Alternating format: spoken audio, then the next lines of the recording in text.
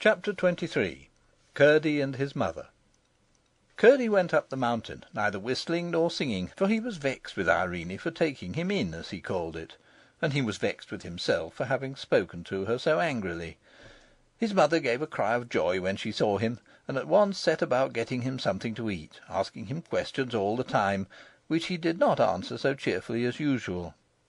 When his meal was ready, she left him to eat it, and hurried to the mine to let his father know he was safe.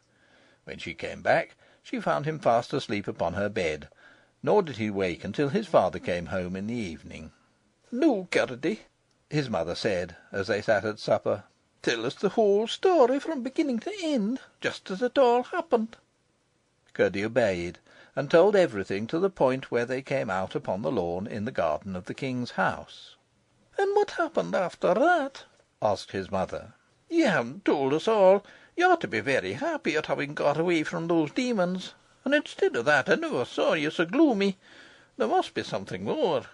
Besides, you do not speak of that lovely child as I should like to hear you. She saved your life at the risk of her own, and yet somehow you don't seem to think much of it."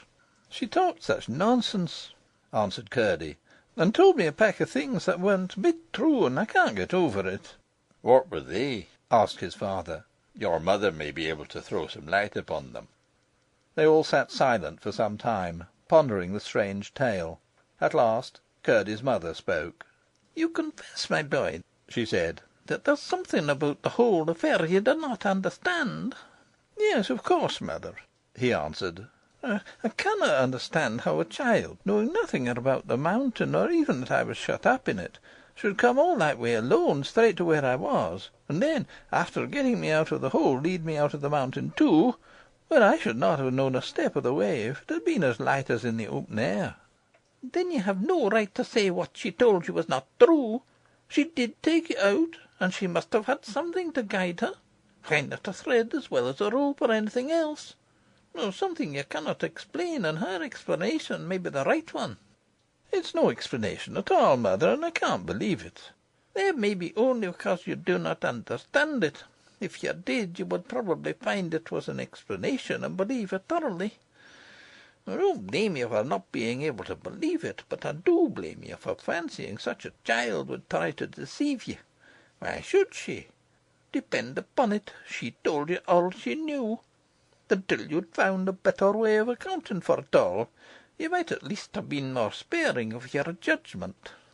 "That's what something inside me's been saying all the time," said Curdie, hanging down his head. "But what do you make of the grandmother? That's what I can't get over. To take me up to an old garret, and try to persuade me against the sight of my own eyes that it was a beautiful room with blue walls and silver stars and no end of things in it, when there was nothing there but an old tub and a withered apple and a heap of straw and a sunbeam. It was too bad. She might have had some old woman there at least to pass for her precious grandmother." "Yes, that's what bothers me. You would have thought that she really meant it, and believed that she saw every one of the things she talked about. Not one of them there. It was too bad, I say." "Perhaps some people can see things other people can't, Curdie," said his mother, very gravely. "I think I will tell you something I saw myself once, only perhaps you won't believe me either." "Oh, mother," cried Curdie, bursting into tears. I don't deserve that, surely. But what I'm going to tell you is very strange," persisted his mother. "And if, having heard it, you were to say I must have been dreaming, I don't know that I should have any right to be vexed with you, though I know at least that I was not asleep." "Do tell me, mother. Perhaps it will help me to think better of the princess."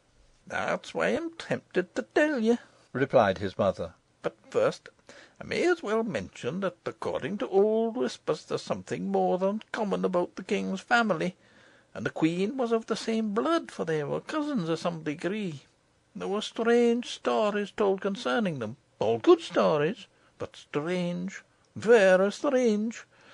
What they were I cannot tell, for I only remember the faces of my grandmother and my mother as they talked together about them. There was wonder and awe, not fear, in their eyes, and they whispered and never spoke aloud. But what I saw myself was this. Your father was going to work in the mine one night, and I had been down with his supper. It was soon after we were married, and not very long before you were born. He came with me to the mouth of the mine, and left me to go home alone, for I knew the way almost as well as the floor of our own cottage. It was pretty dark, and in some parts of the road where the rocks overhung, nearly quite dark. But I got along perfectly well, never thinking of being afraid, until I reached a spot you know well enough, Curdie, where the path has to make a sharp turn out of the way of a great rock on the right-hand side. When I got there, I was suddenly surrounded by about half a dozen of the cobs, the first I had ever seen, but heard tell of them often enough. One of them blocked up the path, and they all began tormenting me and teasing me in a way that it makes me shudder to think of even now. If I had only been with you, cried father and son in a breath. The mother gave a funny little smile and went on. They had some of their horrible creatures with them too, and I must confess I was dreadfully frightened. They had torn my clothes very much, and I was afraid they were going to tear myself to pieces, when suddenly a great white soft light shone upon me. I looked up. A broad ray, like a shining road, came down from a large globe of silvery light, looked very high up, indeed not quite so high as the horizon. So it could not have been a new star, or another moon, or anything of that sort. The cobs dropped persecuting me, and looked dazed, and I thought they were going to run away, but presently they began again. The same moment, however, down the path from the globe of light came a bird, shining like silver in the sun. He gave a few rapid flaps first, and then, with its wings straight out, shot sliding down the slope of light. It looked to me just like a white pigeon, but whatever it was, when the cobs caught sight of it coming straight down upon them, they took to their heels and scampered away across the mountain, leaving me safe, only much frightened. As soon as it had sent them off, the bird went gliding up against the light, and the moment it reached the globe, the light disappeared, just as if a shutter had been closed over a window, and I saw it no more.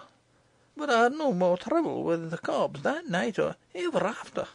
"How strange!" exclaimed Curdie. "Yes, it was strange, but I can't help believing it, whether you do or not," said his mother. "It's exactly as your mother told it to me the very next morning," said his father. "You don't think I'm doubting my own mother?" cried Curdie.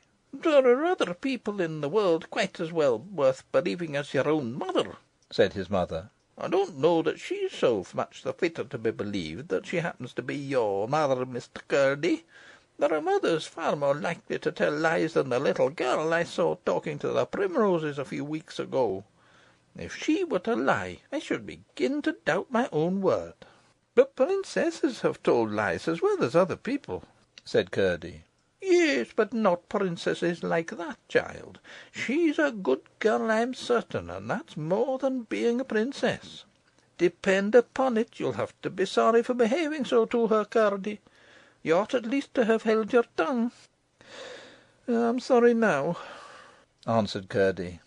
"You ought to go and tell her so, then."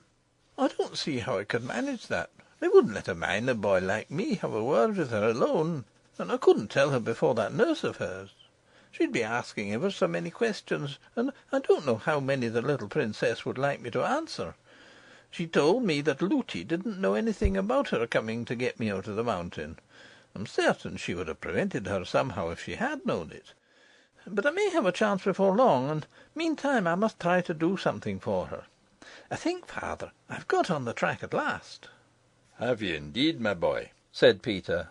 "I'm sure you deserve some success. You've worked very hard for it. What have you found out?" "It's difficult, you know, father, inside the mountain, especially in the dark, and not knowing what turns you've taken, to tell the lie of things outside." "Impossible, my boy, without a chart, or at least a compass," returned his father. "Well, I think I've nearly discovered in what direction the cobs are mining. If I'm right, I know something else that I can put to it, and then 1 and 1 will make 3. "They very often do, Curdie, as we miners ought to be very well aware. Now tell us, my boy, what the two things are, and whether we can guess at the same third as you." I don't see what that has to do with the princess," interposed his mother. "I'll soon let you see that, mother. Perhaps you may think me foolish, but until I'm sure there is nothing in my present fancy, I'm more determined than ever to go on with my observations. Just as we came to the channel by which we got out, I heard the miners at work somewhere near, I think down below us. Now, since I began to watch them, they've mined a good half-mile in a straight line, and so far as I'm aware, they're working in no other part of the mountain.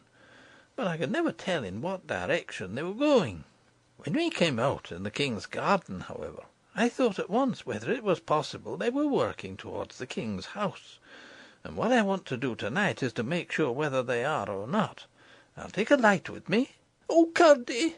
cried his mother. "Then they will see you." "I'm no more afraid of them now than I was before," rejoined Curdie. "Now that I've got this precious shoe." "They can't make another such in a hurry, and one barefoot will do for my purpose. Woman as she may be, I won't spare her next time." "But I shall be careful with my light, for I don't want them to see me. I won't stick it in my hat." "Go on, then, and tell us what you mean to do." "I mean to take a bit of paper with me, and a pencil, and go in at the mouth of the stream by which we came out. I shall mark on the paper, as near as I can, the angle of every turning I take, until I find the cobs at work, and so get a good idea in what direction they are going. If it should prove to be nearly parallel with the stream, I shall know it's towards the king's house they are working." "And what if you should? How much wiser will you be then?" "Wait a minute, mother dear. I told you that when I came upon the royal family in the cave, they were talking of their prince, Harelip they called him, marrying a sun woman, that means one of us, one with toes to her feet. Now, in the speech one of them made that night at their grand gathering, of which I heard only a part, he said that peace would be secured for a generation at least by the pledge the prince would hold for the good behaviour of her relatives. That's what he said, and he must have meant the sun woman the prince was to marry. I'm quite sure the king is much too proud to wish his son to marry any but a princess, and much too knowing to fancy that his having a peasant woman for a wife would be of any great advantage to them." "I see what you're driving at now," said his mother. "But," said his father, old king would dig the mountain to the plain before he would have his princess the wife of a cob, if he were 10 times a prince."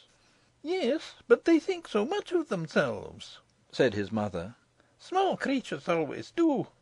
The bantam is the proudest cock in my little yard." "And I fancy," said Curdie, "that if once they got her, they would tell the king they would kill her except he consented to their marriage." "They might say so," said his father, "but they wouldn't kill her. They would keep her alive for the sake of the hold it gave them over our king. Whatever he did to them, they would threaten to do the same to the princess." "And they're bad enough to torment her just for their own amusement. I know that," said his mother. "Anyway, I'll keep a watch on them, and see what they're up to," said Curdie. "It's too horrible to think of. I daren't let myself do it. But they shan't have her, at least if I can help it. So, mother dear, my clue's all right. Will you get me a bit of paper and a pencil and a lump of pease pudding, and I'll set out at once. I saw a place where I can climb over the wall of the garden quite easily."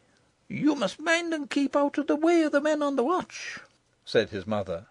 "That I will. I don't want them to know anything about it. They would spoil it all. The cobs would only try some other plan. They're such obstinate creatures. I shall take good care, mother. They won't kill and eat me either, if they should come upon me, so you needn't mind them." His mother got him what he had asked for, and Curdie set out. Close beside the door by which the princess left the garden for the mountain stood a great rock, and by climbing it Curdie got over the wall. He tied his clue to a stone just inside the channel of the stream, and took his pickaxe with him. He had not gone far before he encountered a horrid creature coming towards the mouth. The spot was too narrow for two of almost any size or shape, and beside, Curdie had no wish to let the creature pass. Not being able to use his pickaxe, however, he had a severe struggle with him, and it was only after receiving many bites, some of them bad, that he succeeded in killing him with his pocket knife. Having dragged him out, he made haste to get in again, before another should stop up the way. I need not follow him farther in this night's adventures. He returned to his breakfast, satisfied that the goblins were mining in the direction of the palace, on so low a level that their intention must, he thought, be to burrow under the walls of the king's house and rise up inside it, in order, he fully believed, to lay hands on the little princess, and carry her off for a wife to their horrid Harelip. Chapter 23